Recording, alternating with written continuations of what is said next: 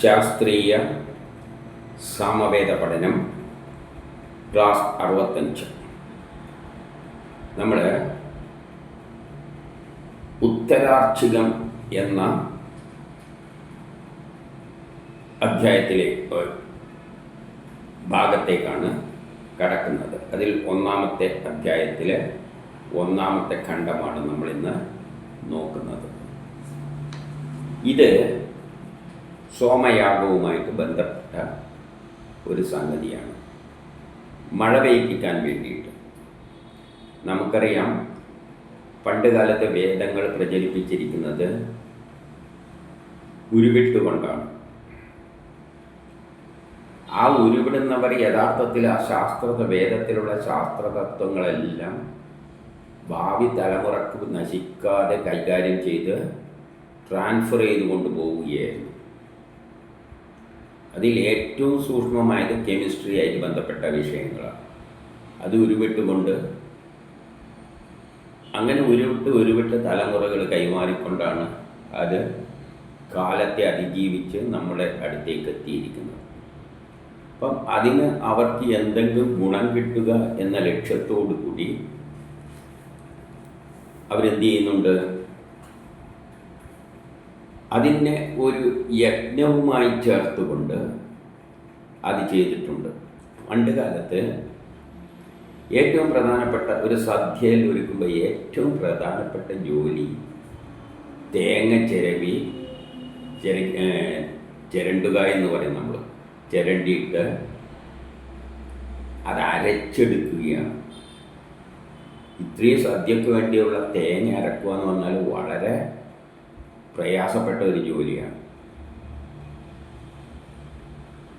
അപ്പോൾ അവരെന്ത് ചെയ്യുന്നത് വെച്ചാൽ ചില പാട്ടുകൾ പാടിക്കൊണ്ടാണ് ചെയ്യുക. ആ പാട്ടിൻ്റെ അതുമാതിരി നെല്ല് നടുമ്പോഴല്ല, പാട്ടിൻ്റെ രസത്തിൽ ഈ കർമ്മം നടന്നു കിട്ടും. ആ ഒരു തന്ത്രം തന്നെയാണ് സോമയാഗത്തിലും ഉപയോഗിച്ചിരിക്കുന്നത്. വേദമന്ത്രങ്ങളെങ്ങനെ ഉരുവിട്ടുകൊണ്ട് നടക്കും. ആ ഉരുവിടുന്ന സമയത്ത് ചില യജ്ഞങ്ങൾ ചെയ്യുകയാണ്. ചില നീരുകൾ സംസ്കരിച്ചെടുത്തിട്ട് അഗ്നിയിൽ ഹോമിച്ചിട്ട് അത് അന്തരീക്ഷത്തിലേക്ക് ഉയർത്തിയിട്ട് മഴ പെയ്യിപ്പിക്കാൻ സഹായിക്കുകയാണ്. അതുകൊണ്ട് ഈ മന്ത്രം ഉരുവിട്ടിട്ട് ഈ മന്ത്രങ്ങളെയെല്ലാം തലമുറകൾ കൈമാറിക്കൊണ്ട് പോകുന്നതോടൊപ്പം അവർക്കെന്ത് സംഭവിക്കുന്നുണ്ട്? അവർക്ക് മഴ കിട്ടുന്നുണ്ട്. ആ മഴ കിട്ടുമ്പോൾ കൃഷിയെല്ലാം, അന്നത്തെ കാലത്ത് കൃഷിക്ക് ഏറ്റവും അത്യാവശ്യം, ഇന്നും എല്ലാം മഴ തന്നെയാണ്. കൃഷിയുടെ ആശ്രയിക്കുന്ന മഴയാണ്. പിന്നെ അതിന് ഡാം വെള്ളമെല്ലാം കെട്ടി വെച്ചിട്ടെല്ലാം ചെയ്യുന്നുണ്ടെങ്കിലും ആ മഴയുടെ ഗുണം ഒന്നിലും കിട്ടില്ല. അപ്പോൾ അക്കാലത്ത് പ്രധാന കൃഷിയായതുകൊണ്ട് അവർ ആ യജ്ഞം ഇതിൻ്റെ കൂടെ ചെയ്യും. അപ്പോൾ രണ്ട് കാര്യം നടക്കുകയാണ്. വേദങ്ങൾ, പ്രത്യേകിച്ച് സാമവേദം അങ്ങനെ ട്രാൻസ്ഫർ ചെയ്ത് പോവുകയാണ് തലമുറകൾ. അതേസമയം തന്നെ അവർക്ക് മഴയും പെയ്ത് കിട്ടുകയാണ്. ആ ഒരു ദൃഷ്ടികോണിൽ വേണം ഈ മന്ത്രത്തെ നമുക്ക് നോക്കാം. അപ്പോൾ ഒന്നിലെന്താ പറയുന്നത് നോക്കാം. ഋത്തിക്കുകളോട്, ഇത് ചെയ്യുന്ന ആൾക്കാരാണ്, ഈ യജ്ഞം ചെയ്യുന്നവരാണ് ഋത്തിക്കുകൾ. നിങ്ങൾ സ്തുതിഗാനം ആലപിച്ചാൽ, സ്തുതി വേദമന്ത്രങ്ങൾ ഉരുവിട്ടാൽ, അതായത് ഈ സാമവേദത്തിലെ മന്ത്രങ്ങൾ എങ്ങനെ ഉരുവിടുക. ആ മന്ത്രത്തിൽ എന്തു പറയുന്നുണ്ട്? സയൻസ് കൈമാറുന്നുണ്ട്. അപ്പം സയൻസ് കൈമാറുന്നുണ്ട്. ദേവന്മാർക്ക് വേണ്ടി അർപ്പിക്കുന്നതിനായി പിടിഞ്ഞെടുത്ത സോമത്തിനെ സ്തുതിച്ചാൽ, അപ്പം നമ്മൾ ഒരു യജ്ഞം ചെയ്യുക. ഇവിടെ മഴ പെയ്യിപ്പിക്കാനാണെങ്കിൽ സോമമാണ്, നീരുകളാണ് അഗ്നിയിൽ അർപ്പിക്കാൻ പോകുന്നത്. അതിനാണ് സോമം എന്ന് പറയുന്നത്. അതിനെ സ്തുതിക്കുകയാണ്. സ്തുതിക്കുക എന്ന് പറഞ്ഞാൽ ഇങ്ങനെയെല്ലാം പ്രിപ്പയർ ചെയ്യണം എന്നുള്ള കാര്യമെല്ലാം ഇതിനകത്ത് പറയുന്നുമുണ്ട്. അതിലൂടെ ചില രാസമാന പ്രവർത്തനങ്ങളെ പറ്റിയെല്ലാം പരാമർശിക്കുന്നുണ്ട്. അതാണ് സോമത്തെ സ്തുതിച്ചുകൊണ്ട് ദേവന്മാർക്ക് പിഴിഞ്ഞെടുത്ത സോമം അർപ്പിക്കുക. അപ്പം മന്ത്രം ഉരുവിടുക, അതേസമയം ചില യജ്ഞങ്ങളും ചെയ്യുക, ദേവതകൾക്ക് ഈ സോമത്തെ അർപ്പിക്കുക. ഇവിടെ പറയുന്ന സോമം ഒരു പ്രത്യേകതരം ചെടിയുടെ നീര് പിഴിഞ്ഞെടുത്ത സോമരസമാണ്. അത് അഗ്നിയിലേക്ക് പിന്നെ അർപ്പിക്കുക, അത് ആകാശത്തിലേക്ക് വരും, മഴ പെയ്യിപ്പിക്കുക. ഇവർ പഠിച്ചു കഴിയുമ്പോഴേക്ക് ഓരോ കാലഘട്ടത്തിൽ ഓരോ ഋതുവിലും അവർക്ക് മഴ കിട്ടുകയും ചെയ്യും. ഇനി 2, സോമത്തോട് പറയുകയാണ്. ഈ സോമത്തോട് അവിടുത്തെ പ്രസിദ്ധിയും പ്രശംസനീയമായ ദേവന്മാർക്ക് ഏറെ ആശ്രയമുള്ള സോമത്തെ ദേവന്മാർക്കായിട്ടാണ് അർപ്പിക്കുന്നത്. ദേവന്മാരാരെല്ലാമാണ്? അഗ്നിയിൽ അർപ്പിക്കുന്നുണ്ട്, അഗ്നിദേവനാണ്. അത് ഉയരുമ്പോൾ ആകാശത്തിൽ മഴ പെയ്യിപ്പിക്കാനായിട്ട് ഇന്ദ്രൻ നിൽക്കുന്നുണ്ട്, മേഘങ്ങളെ യോജിപ്പിച്ചിട്ട്. ഈ സോമം അവിടെ എത്തുമ്പോൾ അത് മേഘങ്ങളെ ചേരാൻ പ്രേരിപ്പിക്കും. അപ്പോൾ അവിടെ ഇന്ദ്രൻ നിൽക്കുന്നുണ്ട്. അപ്പോൾ അവർക്കെല്ലാം അവർ ആഗ്രഹിക്കുന്ന തരത്തിൽ പാലിൽ ചേർത്ത് ഇന്ദ്രന് വേണ്ടി യോജിപ്പിച്ചു. അപ്പോൾ ഈ പിഴിഞ്ഞെടുത്ത സോമം പാലുമായിട്ട് ചേർക്കുന്നുണ്ട് അവർ. അത്തരത്തിൽ പാലുമായിട്ടെല്ലാം ചേർത്തിട്ട് വേണം അഗ്നിയിലേക്ക് അർപ്പിക്കാൻ. അപ്പം പാലുമായിട്ട് ചേർക്കണം. ഇനി 3 ഈ സോമം എന്ന് പ്രസിദ്ധമായ ഈ സോമം, അതായത് ഈ പിഴിഞ്ഞെടുത്ത നീര് ആർക്കെല്ലാം വേണ്ടിയിട്ടാണ് ഈ യജ്ഞം ചെയ്യുന്നത്? പശുക്കൾക്ക് വേണ്ടി, ഞങ്ങളെ പുരുഷന്മാർക്ക് വേണ്ടി, ഞങ്ങളെ കുതിരകൾക്ക് വേണ്ടി, ഔഷധങ്ങൾക്ക് വേണ്ടി എല്ലാമാണ് പിഴിഞ്ഞ് പാത്രത്തിലേക്ക് ഒഴിക്കുന്നത്. അപ്പം ഈ പിഴിയുമ്പോൾ പറയുകയാണ്, നിന്നെ നമ്മൾ പിഴിയുന്നത് ആർക്കെല്ലാം വേണ്ടിയാണ്? പശുക്കൾക്ക് വേണ്ടി. മഴ പെയ്താൽ പുല്ല് വരും, പശുക്കൾക്ക് തിന്നാനുള്ള ഭക്ഷണം. ഞങ്ങൾക്ക് വേണ്ടി, ഞങ്ങളുടെ പുത്രന്മാർക്ക് വേണ്ടി. അങ്ങനെ ചെടികളെല്ലാം ഉണ്ടായി അതിൻ്റെ അകത്തുള്ള അരിയും ധാന്യമെല്ലാം കിട്ടുമ്പോൾ നമ്മൾക്ക് കുട്ടികൾക്കുമായി, നമ്മളെ കുതിരകൾക്ക് തിന്നെല്ലാം കഴിഞ്ഞിട്ട് ബാക്കിയുള്ള അല്ലെങ്കിൽ കുതിരകൾക്ക് വേണ്ടതെല്ലാം കിട്ടുകയും ചെയ്യും. ഞങ്ങളുടെ ഔഷധങ്ങൾക്ക് വേണ്ടി, ഈ ചെടികളുടെ മഴ പെയ്താൽ കിട്ടുന്ന ചെടികളിൽ നിന്നെല്ലാം നീരെടുത്തിട്ടാണ് നമ്മൾ ഔഷധം ഉണ്ടാക്കുന്നത്. അതിനെല്ലാം വേണ്ടിയാണ് നമ്മളിത് അർപ്പിക്കുന്നത്. ഇനി 4 മനോഹരമായ പ്രകാശത്തോടുകൂടി എല്ലാ ഭാഗത്തും ശബ്ദമുണ്ടാക്കിക്കൊണ്ട് വിളങ്ങുന്ന സോമം യോജിപ്പിക്കുന്നത് പശുവിൻ പാലുമായിട്ടാണ്. അപ്പോൾ സോമം ഇങ്ങനെ ഇടിച്ച് പിഴിയുമ്പോൾ അത് അയനൈസ്ഡ്, ആ സോമം അയനൈസ്ഡ് ഫോമിലേക്ക് മാറും. ഈ അയനൈസ്ഡ് ആകുന്നതാണ്, അതായത് പോസിറ്റീവ് അയോണും നെഗറ്റീവ് അയോണും ഉള്ള ഘടകങ്ങളായി മാറും. ഇപ്പോൾ വെള്ളം ന്യൂട്രലാണ്. വെള്ളത്തെ പൊട്ടിക്കുകയാണെങ്കിൽ ഇടിച്ച് പിടിഞ്ഞെന്ന് വെച്ചോ, പൊട്ടിക്കാൻ പറ്റിയെന്ന് വെച്ചോ, അപ്പം എച്ചും OH ആകും. എച്ച് എന്ന് പറഞ്ഞാൽ പോസിറ്റീവ് അയോൺ, OH എന്ന് പറയുന്ന നെഗറ്റീവാണ്. ഇതേപോലെ ഈ പിഴിയുന്ന നീര് ഇടിച്ച് പിഴിയുമ്പോൾ എന്നിട്ട് പാലിലോട് ചേർക്കുമ്പോൾ എന്തുണ്ടാക്കും? അത് പ്രകാശമാനാകാം. എങ്ങനെ? ഈ അയണുകൾ വേർതിരിച്ചതിന് അങ്ങനെ നിൽക്കാൻ പറ്റില്ല. അത് ചിലപ്പോൾ കൂടിച്ചേരുമ്പോഴാണ് പൊട്ടൽ ഉണ്ടാകുന്നത്. പ്ലസും മൈനസും കൂടിച്ചേരുമ്പോഴാണ് പൊട്ടൽ, ശബ്ദവും വെളിച്ചെല്ലാം ഉണ്ടാകുന്നത്. ആകാശത്തിൽ പ്ലസ് ചാർജുള്ള മേഘവും മൈനസ് ചാർജുള്ള മേഘവും കൂടിച്ചേരുമ്പോഴാണ് പൊട്ടലും ചീറ്റലും ഇടിമിന്നലും ഉണ്ടാകുന്നത്. പ്ലഗിൽ നമ്മൾ കുത്തുമ്പോൾ, പ്ലസും മൈനസും ചാർജുള്ള പ്ലഗ് കുത്തുമ്പോൾ ചിലപ്പോൾ തീപ്പാടുന്നതാണ്.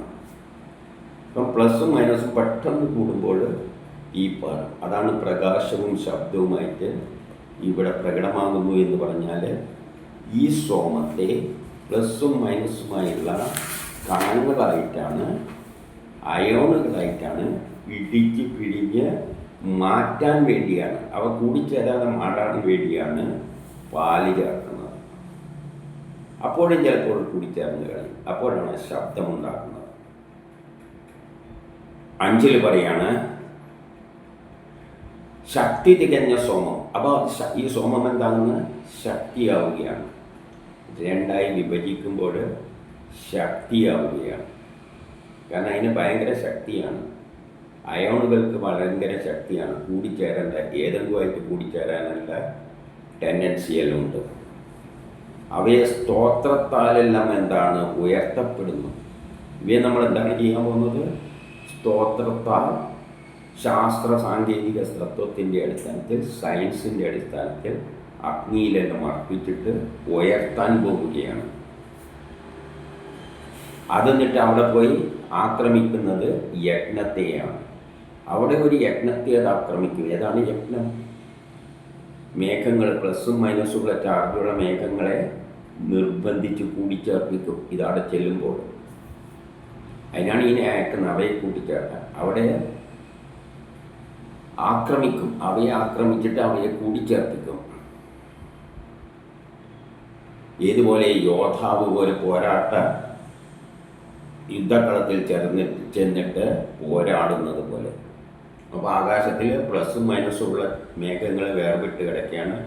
അതിൻ്റെ ഇടയ്ക്ക് ഇതുപോയി ചാർജുള്ള കണങ്ങൾ നിൽക്കുമ്പോൾ ഇവയെ തമ്മിൽ നിർബന്ധിച്ച് കൂടിച്ചേർപ്പിക്കും പെട്ടെന്ന്. അങ്ങനെയാണ് മഴ പെയ്യിക്കുന്നത്.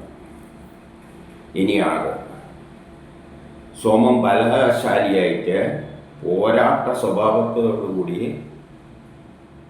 അന്തരീക്ഷത്തിൽ വന്നെത്തുന്നു. അപ്പോൾ ഇത് അഗ്നിയിൽ നമ്മൾ ഹോമിച്ചിട്ട് അത് പോരാടാം. അവിടെ പോയിട്ട് യുദ്ധം ചെയ്യും. ആരോട്? മേഘങ്ങളോട് കൂടിച്ചേരാൻ വേണ്ടിയിട്ട്. അവയെ തമ്മിൽ ഇടിച്ച് പൊളിച്ചിട്ടാണ് മഴയായിട്ട് മേഘങ്ങളെ കൂട്ടിച്ചേർത്ത് മഴയായിട്ട് പെയ്ക്കുന്നത്. അതൊരു യുദ്ധക്കളമായിട്ട് ചിത്രീകരിക്കുകയാണ്. ഇനി 7,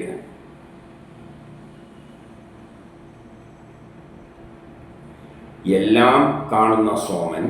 ഈ സോമം പവിത്രീകരിക്കപ്പെട്ട ശേഷം, ശുദ്ധമാക്കിയ ശേഷം, അപ്പോൾ എന്ത് വേണം? ചെടിയിൽ നിന്ന് നീര് കിട്ടുന്ന നീരിനെ ഇടിച്ച് പിഴിഞ്ഞ് അരിച്ച് പാലുമായിട്ടെല്ലാം ചേർത്തിട്ട് ശുദ്ധമാക്കിയ ശേഷം അതെന്ത് ചെയ്യുന്നു? അന്നം നൽകുന്നതിന് വേണ്ടി ഉയരുന്നു. എങ്ങനെ അന്നം നൽകുക? മുകളിൽ പോയി മേഘത്തെ കൊണ്ട് മഴ പെയ്യിപ്പിക്കും. എന്നിട്ട് ഭൂമിയിൽ അന്നം ഉണ്ടാകും. ചെടികളെല്ലാം നെല്ലെല്ലാം വളർന്നിട്ട് അന്നം നൽകും. ഇനി